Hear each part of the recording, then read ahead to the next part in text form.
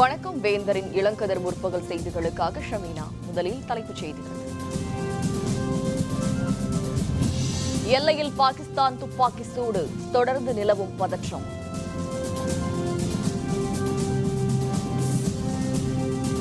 ஐந்து மாநிலங்களில் உச்சகட்ட பாதுகாப்பு, ராணுவ தளபதி இன்று காஷ்மீர் பயணம்.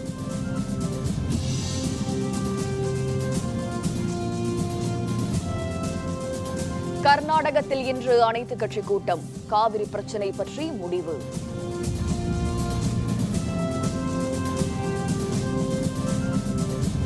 சிறையில் இறந்த ராம்குமார் உடற்கூறு ஆய்வு 13 நாட்களுக்கு பின் நடைபெறுகிறது.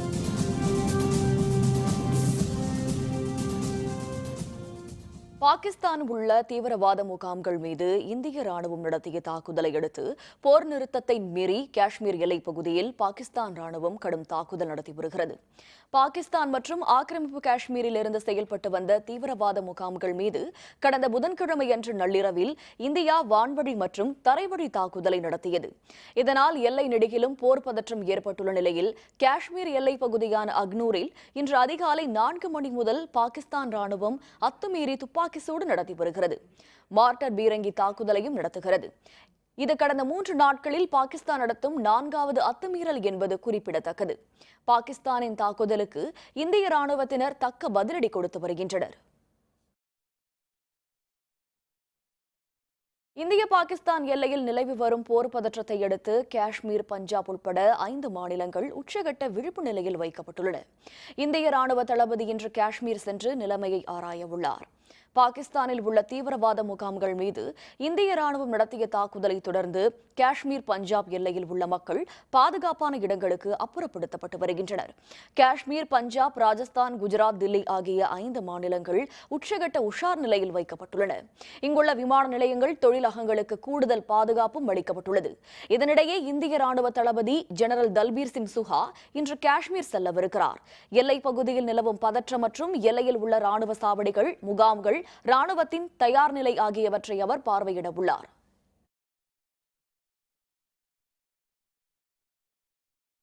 காவிரி பிரச்சினை பற்றி முடிவெடுக்க கர்நாடக மாநிலத்தில் இன்று பிற்பகல் அனைத்துக் கட்சி கூட்டம் கூட்டப்பட உள்ளது. காவிரியில் தமிழகத்திற்கு இன்று முதல் வரும் 6ஆம் தேதி வரை வினாடிக்கு 6000 கன அடி தண்ணீரை திறக்குமாறு கர்நாடக அரசு உச்சநீதிமன்றம் உத்தரவிட்டது. இதனைத் தொடர்ந்து கர்நாடக முதல்வர் சித்தராமையா காங்கிரஸ் மூத்த தலைவர்களான மல்லிகார்ஜுன கார்கே, வீரப்ப மொய்லி ஆகியோருடன் தொலைபேசியில் தொடர்பு கொண்டு ஆலோசித்தார்.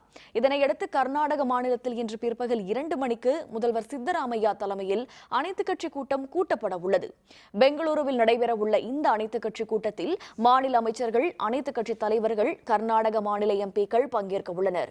காவிரியில் நீர் திறப்பது, காவிரி வழக்கை உச்சநீதிமன்றத்தின் வேறு அமர்வுக்கு மாற்றுவது அல்லது மறுசீராய்வு மனு தாக்கல் செய்வது போன்ற பல அம்சங்கள் அனைத்துக் கட்சி கூட்டத்தில் விவாதிக்கப்பட உள்ளன.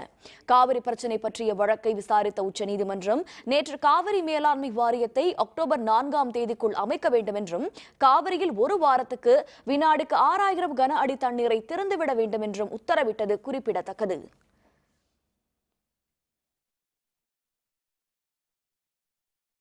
இதனிடையே பெங்களூருவில் முன்னாள் பிரதமர் தேவகவுடா காலவரையற்ற உண்ணாவிரதத்தை தொடங்கியுள்ளார். தமிழகத்திற்கு காவிரியில் தண்ணீர் திறந்துவிடக் கூடாது என வலியுறுத்தி சட்டப்பேரவை செயல்படும் விதான் சவுதா கட்டிடத்துக்கு எதிரே உள்ள காந்தி சிலை அருகே தேவகவுடா உண்ணாவிரதத்தை தொடங்கியுள்ளார். They have taken the decision in 4 days. Yes, okay. That's why we requested to send that committee. Let the people of this country judge. We made a humble request to send this same monitoring committee, let them visit one day Tamil Nadu, one day Karnataka. Swathi கொலையில் குற்றம் சாட்டப்பட்டு புழல் சிறையில் அடைக்கப்பட்டிருந்த ராம்குமார் கடந்த மாதம் 18ஆம் தேதி சிறையில் தற்கொலை செய்து கொண்டதாக கூறப்படுகிறது. ராம்குமார் உடற்கூறு ஆய்வு தொடர்ந்து ஒத்திவைக்கப்பட்டு வந்த நிலையில் இறந்து 13 நாட்கள் கழிந்து சென்னை ராயப்பேட்டை மருத்துவமனையில் ராம்குமாரின் உடற்கூறு ஆய்வு இன்று நடைபெறவிருக்கிறது. இதுபற்றிய விரிவான விவரங்களை தருகிறார் நமது செய்தியாளர் பிரகாஷ்.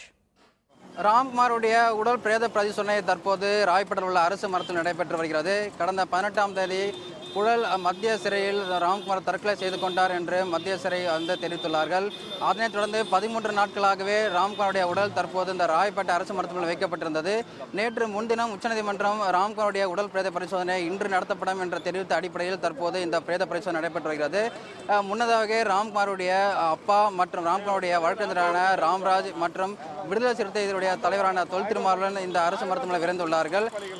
தற்போது இந்த பிரேத பரிசோதனையில் அரசு மருத்துவர்கள் 4 பேர் கொண்ட குழுவும் அதோடு டெல்லி எய்ம்ஸ் மருத்துவமனையான சுதீர் குப்தா இந்த பிரேத பரிசோதனையில் ஈடுபட்டு வருகிறார்கள். தற்போது தொடர்ச்சியாக இந்த பிரேத பரிசோதனை நடைபெற்று வருகிறது. முன்னதாக இந்த செய்தியாளரிடம் பேசிய ராம்குமாருடைய வழக்கறிஞரான ராம்ராஜ் அவர்கள் இந்த பிரேத பரிசோதனை முடிந்த பிறகு அதற்கான அந்த அறிக்கை மற்றும் புகைப்படங்கள் தங்களிடம் கொடுக்க வேண்டும் என்றும் அதன் பிறகு ராம்குமாருடைய உடல் சொந்த ஊருக்கு எடுத்துச் செல்லப்படும் என்றும் அவர் தெரிவித்துள்ளார். உயர்நீதிமன்ற நீதிபதி கிருபாகரன் கொடுத்த அந்த தீர்ப்பின் அடிப்படையில் இன்றைக்கி போஸ்ட்மார்ட்டம் நடைபெறுது. அந்த போஸ்ட்மார்ட்டம் நிச்சயமாக நம்பிக்கை விட்டுக்கொள்ளும் மக்களுக்கு நம்பிக்கை அளிக்கக்கூடியதாகவும் நேர்மையானதாகவும் இருக்கும்னு நாங்கள் நம்புகிறோம். அதனால் எங்களுக்கு உடனடியாக அவர்கள் இப்போ இந்த உயர்நீதிமன்ற உத்தரவுப்படி பிரேத விசாரணை அறிக்கையும் எங்களுக்கு கொடுக்கணும். ரெண்டாவது அவங்க எடுத்த வீடியோ காப்பியும் எங்களுக்கு உடனடியாக கொடுத்துடணும். அதன் பின்னால் நாங்கள் பாடியை வாங்கிட்டு எங்கள் ஊருக்கு கொண்டு போகிறோம். தற்போது இந்த பிரேத பரிசோதனை தற்போது இந்த போலீஸ் பாதுகாப்புடன் நடைபெற்றுகிறது. இந்த ராயப்பேட்டை சாலையில் தற்போது 200க்கும் மேற்பட்ட போலீசார் இந்த பாதுகாப்பில் ஈடுபட்டு வருகின்றனர். வேந்தர் செய்திகளுக்காக ராயப்பேட்டை அரசு மருத்துவமனையிலிருந்து ஒளிப்பதிவாளர் இம்ரானுடன் பிரகாஷ். இந்தியா, இலங்கை, வங்கதேசம் உள்ளிட்ட 5 நாடுகள் புறக்கணித்ததை அடுத்து இஸ்லாமாபாத்தில் அடுத்த மாதம் நடைபெறவிருந்த தெற்காசிய நாடுகள் கூட்டமைப்பு மாநாட்டை பாகிஸ்தான் அரசு ஒத்திவைத்துள்ளது. சார்க் எனப்படும் தெற்காசிய நாடுகளின் கூட்டமைப்பின் 19வது மாநாடு அடுத்த மாதம் பாகிஸ்தான் தலைநகர் இஸ்லாமாபாத்தில் நடத்த திட்டமிடப்பட்டிருந்தது. பாகிஸ்தானிலிருந்து ஊடுருவிய தீவிரவாதிகள் ஜம்மு காஷ்மீர் மாநிலத்தின் ஊரி ராணுவ முகாமில் தாக்குதல் நடத்தினர். இதில் 18 இந்திய வீரர்கள் பலியாகினர். தீவிரவாதத்தை ஊக்குவித்து வரும் பாகிஸ்தானை தனிமைப்படுத்த வேண்டும் என உலக நாடுகளுக்கு இந்திய அரசு கோரிக்கை விடுத்துள்ளது. இஸ்லாமாபாத்தில் நடக்கவிருந்த சார்க் மாநாட்டில் இந்தியா பங்கேற்காது என வெளியுறவுத்துறை அறிவித்துள்ளது. இந்த விவகாரத்தில் இந்தியாவிற்கு ஆதரவாக வங்கதேசம், பூட்டான், ஆப்கானிஸ்தான், இலங்கை ஆகிய பிற சார்க் உறுப்பு நாடுகளும் சார்க் மாநாட்டை புறக்கணிப்பதாக அறிவித்தன. மொத்தமுள்ள 8 உறுப்பு நாடுகளில் 5 நாடுகள் புறக்கணித்துள்ளன. இந்நிலையில் சார்க் மாநாட்டை ஒத்திவைப்பதாக பாகிஸ்தான் அறிவித்துள்ளது. இஸ்லாமாபாத்தில் நடக்கவிருந்த சார்க் மாநாடு தற்பொழுது ஒத்திவைக்கப்பட்டுள்ளது என்றும் மாநாடு நடைபெறும் தேதி குறித்த அறிவிப்பு பின்னர் வெளியிடப்படும் எனவும் பாகிஸ்தான் வெளியுறவுத்துறை தெரிவித்துள்ளது.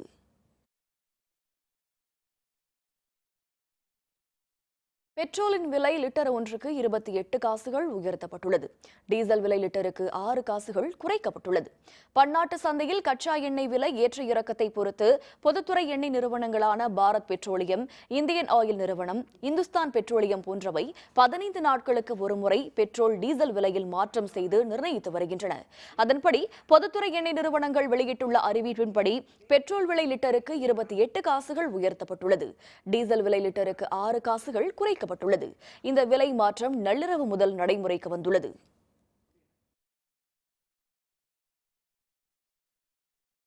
முதுமலை அருகே காட்டு யானை தாக்குதல், பக்தர் உடல் நசுங்கி பலி. விவரம் விளம்பர இடைவேளைக்கு பிறகு.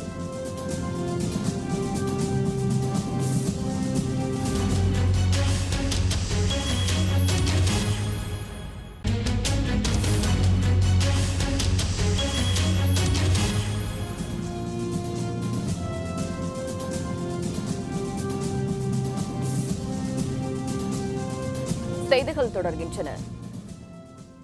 காவிரி பிரச்சினை தொடர்பான உச்சநீதிமன்ற தீர்ப்பை செயல்படுத்த மத்திய அரசு உடனடியாக தலையிட வேண்டும் என நாகை மாவட்ட விவசாயிகள் கேட்டுக் கொண்டுள்ளனர். காவிரி கடைமடை பகுதியான நாகப்பட்டினம் மாவட்டத்தில் தண்ணீர் வந்தடைவதில் இடர்பாடுகள் நிலவிய காரணத்தால் கடந்த சில ஆண்டுகளாக விவசாயம் பொய்த்து போனதாகவும் இவர்கள் குறிப்பிடுகின்றனர்.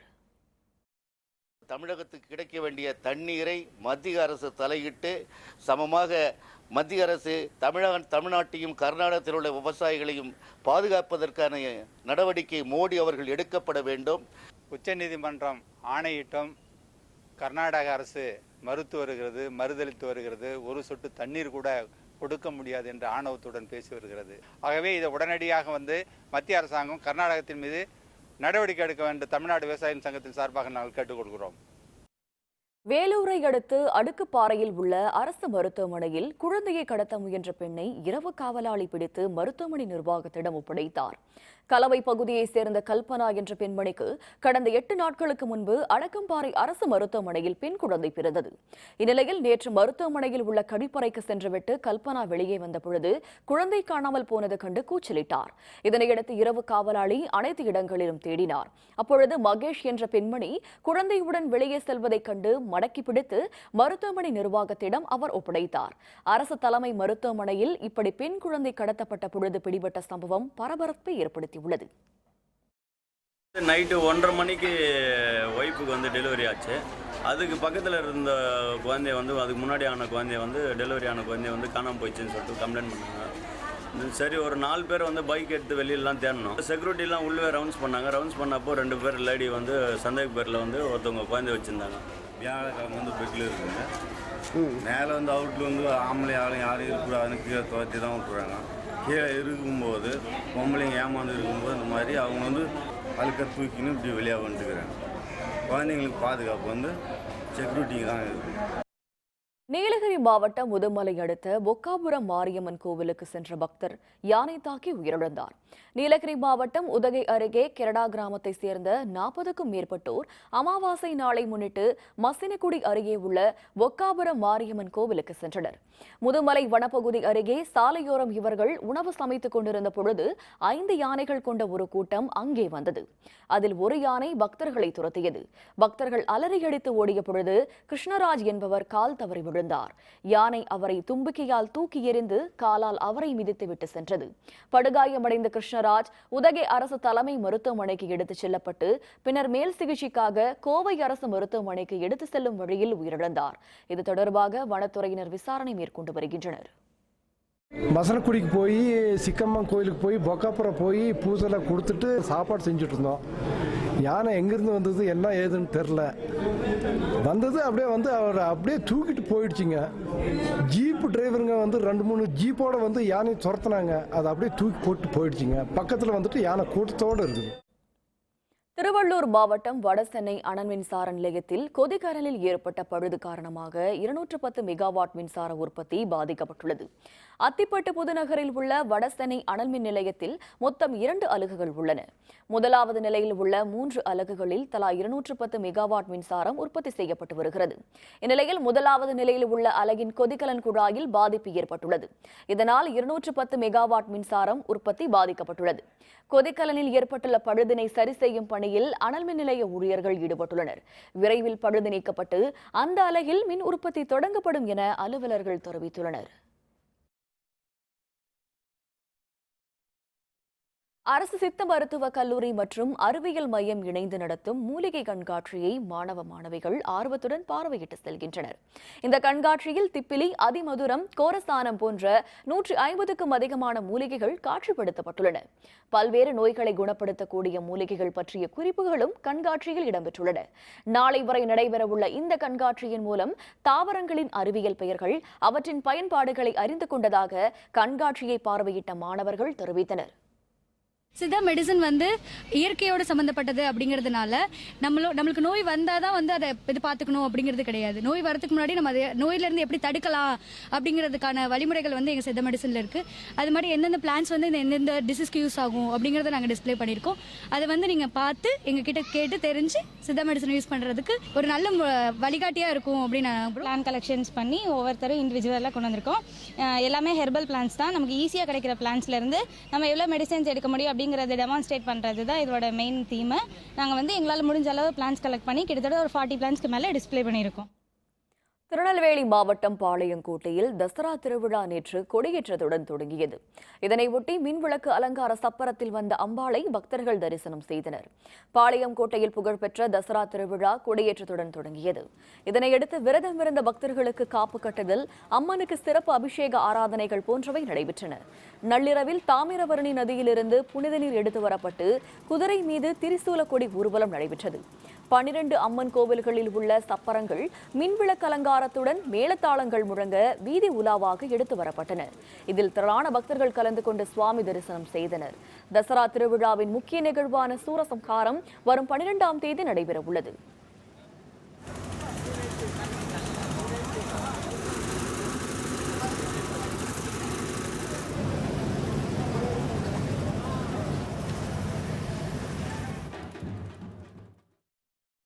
வீட்டின் பெயரோ அன்னை இல்லம், ஆனால் அன்னை இருப்பதோ முதியோர் இல்லம் என கூறுவதைப் போல முதுமை காலங்களில் தனித்து விடப்படும் முதியோர்கள் பெரும் துயரத்திற்கு ஆளாகின்றனர். உலக முதியோர் நாளான இன்று முதியோரை பாதுகாக்க அனைவரும் உறுதியேற்க வேண்டும் என சமூக ஆர்வலர்கள் தெரிவிக்கின்றனர். இன்று உலக முதியோர் நாள். முதியோரை பாதுகாக்க பிள்ளைகள் முன்வர வேண்டும் என்பதை வலியுறுத்தவே இந்த முதியோர் நாள் கடைபிடிக்கப்படுகிறது. தள்ளாத வயதிலும் பொருளாதார தேவைக்காக கொளுத்தும் வெயிலிலும் மழையிலும் வீதிகளில் வணிகம் செய்தும் கூலி தொழில் செய்தும் வாழும் முதியோர்கள் பலர் உண்டு. இன்னும் சிலர் உடல்நிலை பாதிப்பால் எந்த வேலையும் செய்ய இயலாமல் ஆதரவின்றி வீதிகளில் கிடப்பதையும் நாம் அன்றாடம் காண நேர்கிறது. இவர்களை காக்க சில முதியோர் காப்பகங்கள் ஆங்காங்கே செயல்பட்டு வருகிறது. இத்தகைய முதியோர் இல்லம் ஒன்று கோயம்புத்தூர் ஆர்எஸ்புரத்தில் இயங்கி வருகிறது. பெற்ற பிள்ளைகளாலும் உற்றார் உறவினர்களாலும் தனிமைப்படுத்தப்பட்டு செய்வதறியாது தவிக்கும் முதியவர்களுக்கு இங்கு உணவும் ஆதரவும் அளிக்கப்படுகிறது. பொருளாதார தேவைகளுக்காக உறவுகளால் சுரண்டப்பட்டு பின்னர் புறக்கணிக்கப்பட்டதாக கவலையுடன் தெரிவிக்கின்றனர் இங்குள்ள முதியவர்கள். வீட்டில் 2 மாதம் வச்சுருந்தேன். 1 மாதத்துக்கு நல்லா பார்த்தாங்க. திங்கிறதுக்கெல்லாம் கொடுத்தாங்க. திங்க அதெல்லாம் இல்லைங்கிற திரும்பி பார்த்தினேன்னா காப்பியும் இல்லை சோறும் இல்லை. இந்த பிறகு வரும்போது பார்த்துட்டே இருந்தால் தான் ஸ்டூல் மேலே கொண்டு வந்து வைப்பாங்க, இல்லைன்னா விட்டுருவாங்க. வீடுகளில் பாட்டி தாத்தா கூறும் கதைகளை கேட்டு வளரும் பேரனும் பேத்தியும் ஆற்றல் நிறைந்த தலைவர்களாக உருவானதை கடந்த காலங்களில் கண்டிருக்கிறோம். அத்தகைய நிலை தற்போது இல்லை என்பது நிதர்சனமான உண்மை. பாராட்டி சீராட்டி வளர்த்த பிள்ளைகள் தங்களை உதாசீனப்படுத்துவதைக் கண்டு மனம் வெதும்பி தாங்களாகவே இந்த காப்பகங்களில் தஞ்சமடையும் முதியோரும் ஏராளம். சீரும் சிறப்போடும் திருமணம் செய்து வைத்த மகள் தன்னை கவனித்துக் கொள்ள இயலாமல் அடித்து விரட்டியதாக கண்ணீர் மல்க கூறுகிறார் ஒரு தாய். பொண்ணை அவ்வளோ இதாக வளர்ச்சி கட்டி கொடுத்தேன். 70-80 பவுன் நகை போட்டு கட்டி கொடுத்து இருந்தேன். என்னை நீ அது செய்கிற இது பண்ணுற அப்படின்னு அடித்து ஆசிரமத்துக்கு வான்னு கூட்டியாந்து என்னை இங்கே சேர்த்துனாங்க. 1000 பணி நெருக்கடிகள் இருந்தாலும் பெற்றோரை அவ்வப்போது கண்காணித்து அவர்களின் தேவைகளை பூர்த்தி செய்வது ஒவ்வொருவரின் கடமையாகிவிட்டால் ஆதரவற்ற நிலை என்ற சூழலுக்கு அவர்கள் தள்ளப்படுவதை தவிர்க்கலாம் என்கின்றனர் சமூக ஆர்வலர்கள். பெரியவங்களை புறக்கணிக்கிறோன்னா அப்படின்னா நாளைக்கு நம்மளும் பெரியவங்களாகும். இன்றைக்கி அவங்களுக்கு ஏற்பட்ட நிலை நாளைக்கு நமக்கும் வரும். கொஞ்சம் அனுசரித்து விட்டு கொடுத்து போகலாம். பெரியவங்களுக்கு இங்கே இருக்கிற வரைக்கும் பார்த்திங்கன்னா எல்லோரும் ரொம்ப சந்தோஷமாக தான் இருக்கிறாங்க. ஆனாலும் அவங்களுக்குள்ள ஒரு சின்ன வருத்தம் இருக்க தான் செய்யுது. பெரியவங்களோட தன்னோட பிள்ளைங்களை பார்க்கணும், பிள்ளைங்க பேரம்பேத்திகளோட விளையாடணும், கொஞ்சணும் அப்படின்றது மாறணும். அதுக்கு ஒரு தினமாக நம்ம ஒன்று எடுத்துக்கலாம் இந்த தினத்தை. பெருகி வரும் முதியோர் காப்பகங்களில் எண்ணிக்கையை குறைக்க பெற்றோரை அரவணைத்து ஆதரவளிக்க இந்நாளில் உறுதியேற்க வேண்டும் என்பதே ஆதரவற்ற இந்த முதியோரின் எதிர்பார்ப்பாக உள்ளது. ஒவ்வொரு குடும்பத்திற்கும் வழிகாட்டியாக இருப்பது முதியோர்கள்தான். இவர்களை இந்த முதியோர் தினத்திலிருந்தாவது பாதுகாக்க ஒவ்வொருவரும் முன்வர வேண்டும் என்பதே இவர்களின் எதிர்பார்ப்பாக உள்ளது. வேந்த செய்திகளுக்காக கோவிலின் தி. நந்தகுமார். கரீபியன் கடலில் உருவான புதிய மேத்யூ புயல் கியூபா, ஜமைக்கா நாடுகளை நோக்கி முன்னேறுகிறது. விவரம் விளம்பர இடைவேளைக்கு பிறகு.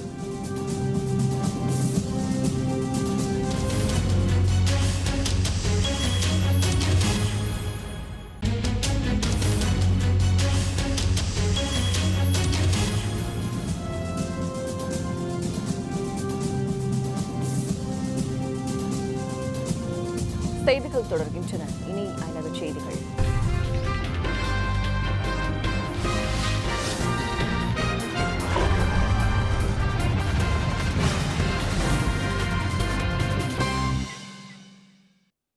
மேத்யூ என்று பெயரிடப்பட்டுள்ள வலுவான புயல் ஜமைக்கா மற்றும் கியூபா நாடுகளை நோக்கி தற்பொழுது நகர்ந்து வருகிறது. கரிபியன் கடலில் புதிய புயல் ஒன்று உருவான நிலையில் அதற்கு மேத்யூ என்று பெயரிடப்பட்டுள்ளது. 4ஆம் நிலை புயலான வலுவடைந்துள்ள மேத்யூ புயல் தற்பொழுது மணிக்கு 150 மைல் வேகத்தில் கரிபியன் கடலின் ஜமைக்கா மற்றும் கியூபா நாடுகளை நோக்கி முன்னேறி வருகிறது. கடந்த 4 ஆண்டுகளில் கரிபியன் கடலில் உருவான புயல்களில் மிகப்பெரிய புயலாக மேத்யூ கருதப்படுகிறது. இதற்கு முன் 1988ஆம் ஆண்டு ஜமைக்கா நாட்டை கில்பர்ட் புயல் தாக்கியதில் பெரும் சேதம் ஏற்பட்டது குறிப்பிடத்தக்கது.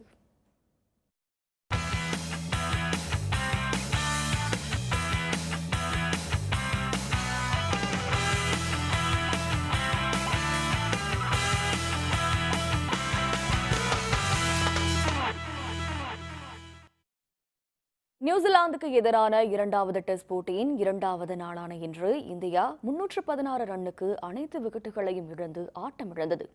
இந்தியா நியூசிலாந்து அணிகள் மோதும் 2வது டெஸ்ட் கிரிக்கெட் போட்டி கொல்கத்தா ஈடன் கார்டன் திடலில் நேற்று தொடங்கியது. இந்திய அணி சொந்த மண்ணில் ஆடும் 250வது டெஸ்ட் போட்டியான இதில் டாஸ் வென்ற இந்திய அணி பேட்டிங்கை தேர்வு செய்தது. நேற்றைய ஆட்டத்தில் ரன் குவிக்க இந்திய அணி மிகவும் திணறியது. நேற்று முதல் நாள் ஆட்ட நேர முடிவில் இந்திய அணி முதல் இன்னிங்ஸில் 7 விக்கெட்டுகளை இழந்து 239 ரன்கள் எடுத்தது. இந்நிலையில் இன்று 2வது நாள் ஆட்டம் தொடங்கிய நிலையில் சற்று முன்பு இந்திய அணி 104.5 ஓவர்களில் அனைத்து விக்கெட்டுகளையும் இழந்து 316 ரன்கள் எடுத்துள்ளது. தற்பொழுது பேட்டிங்கை தொடங்கியுள்ள நியூசிலாந்து அணி 2.4 ஓவர்களுக்கு 2 விக்கெட்டுகளை இழந்து 18 ரன்களுடன் ஆடி வருகிறது. That really is a sensational catch. Trent Boult has come in and he has polished off number 11 and India bowled out for 316. Well, the New Zealand fielding has been very wonderful way to finish the innings for New Zealand.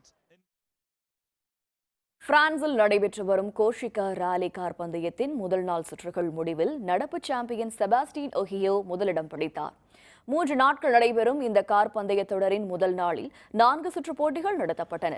இவற்றில் அதிக புள்ளிகளுடன் France வீரர் Ohio முதலிடம் பிடித்தார். 2வது இடம் பெற்ற Belgium வீரர் தெரி நூலெவை விட 44 வினாடிகள் இவர் முன்னிலை பெற்றார். 3வது இடத்தை ஜெரி மத்தி லத்வாலா பிடித்தார். நார்வே வீரர் ஆண்ட்ரஸ் மைக்கேல்சன் 1.3 வினாடிகளில் 4வது இடத்திற்கு தள்ளப்பட்டார்.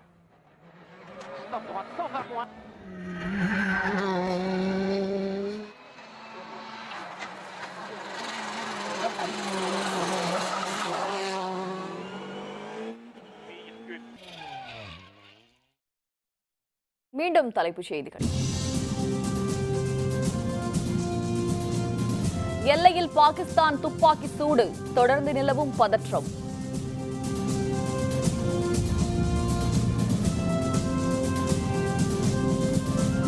ஐந்து மாநிலங்களில் உச்சகட்ட பாதுகாப்பு, ராணுவ தளபதி இன்று காஷ்மீர் பயணம்.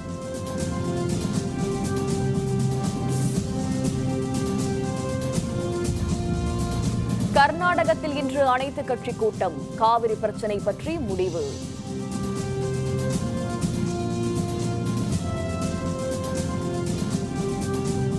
சிறையில் இறந்த ராம்குமார் உடற்கூறு ஆய்வு 13 நாட்களுக்கு பின் நடைபெறுகிறது.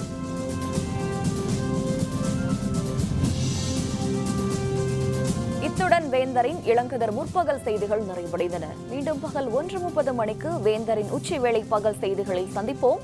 வணக்கம்.